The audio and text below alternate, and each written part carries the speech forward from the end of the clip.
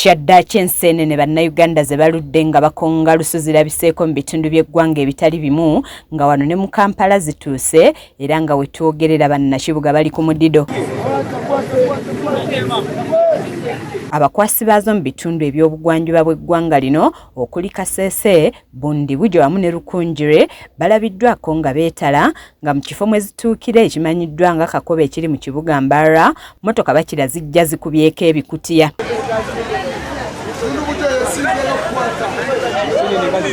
Bwe twogeddeko nabo batutegeezezza nti we bukeeredde nga akakutiya kagula emitwalo 3 wabula zigenze okuwera ssaawa 3 nga bakayimba emitwalo 15.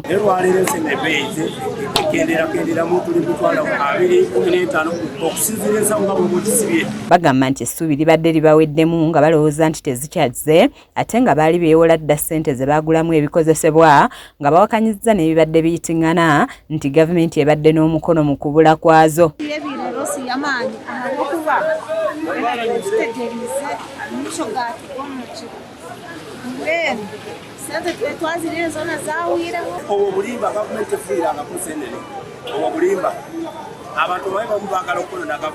Babadde bannaabwe amagezi abaafuula enseenene omulimu ogw'enkalakkalira okubaako ebirala bye batetenkanya nga balabira ku ekyo ekibaddewo kuba emisinde obutonde kwe bwonoonerwa kyandiziviirako okubulira ddala. Joan Katushabe yakusakidde eggulire lino ku lwa KSTV agaleero.